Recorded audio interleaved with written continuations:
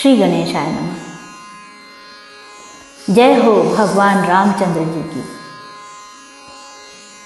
अध्यात्म रामायणे अयोध्या कांडे सप्तमः सर्गः आज पूर्णता की ओर हिंदी अनुवाद।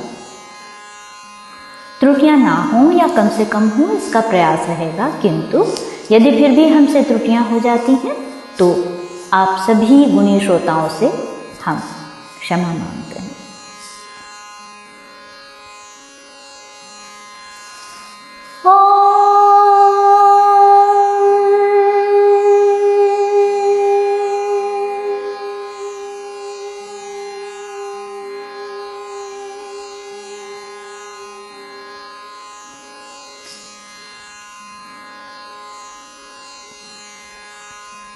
वे सर्वथा अशोचनीय और मोक्ष के पात्र हैं, उनके लिए तुम वृथा ही शोक करते हो। देखो, आत्मा तो नित्य अविनाशी, शुद्ध और जन्म नाश आदि से रहित है, और शरीर जड़ अत्यंत अपवित्र और नाशवान है। इस प्रकार विचार करने पर शोक के लिए कोई स्थान नहीं रह जाता। यदि कोई पिता या पुत्र मर जाता है तो मूढ़ जन ही उसके लिए छाती पीटकर रोते हैं, किंतु इस असार संसार में यदि ज्ञानियों को किसी से वियोग होता है तो वह उनके लिए वैराग्य का कारण होता है और सुख तथा शांति का विस्तार करता है। यदि किसी ने इस लोक में जन्म लिया है तो मृत्यु भी अवश्य ही उसके साथ लगी हुई है। अतः जन्म लेने वालों के लिए मृत्यु सर्वदा अनिवार्य है। अपने कर्मानुसार ही सब प्राणियों के जन्म मरण होते हैं। यह जानकर भी देखो, मूढ़ लोग अपने बंधु बांधवों के लिए कैसे शोक करते हैं। करोड़ों ब्रह्मांड नष्ट हो गए, अनेकों सृष्टियां बीत गईं, ये संपूर्ण समुद्र एक दिन सूख जाएंगे। फिर इस क्षणिक जीवन में भला क्या आस्था की जाए।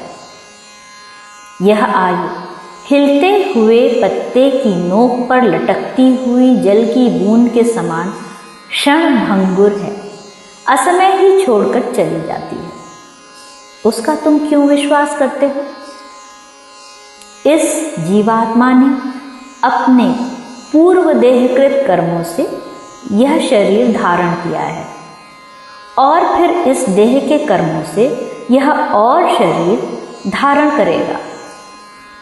इसी प्रकार आत्मा को सदा पुनः पुनः देह की प्राप्ति होती रहती है।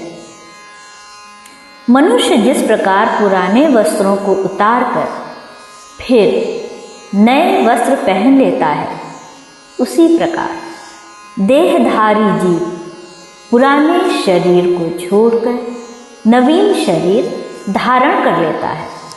अतः इसमें शोक का क्या कारण है? क्योंकि आत्मा तो न कभी मरता है, न जन्मता है और न बढ़ता ही है। वह षड्भाव विकारों से रहित अनंत सच्चित स्वरूप, आनंद रूप, बुद्धि आदि का साक्षी और अविनाशी है। वह परमात्मा एक अद्वितीय और समभाव से स्थित है। इस प्रकार तुम आत्मा का दृढ़ ज्ञान प्राप्त कर शोक रहित हो समस्त कार्य करो।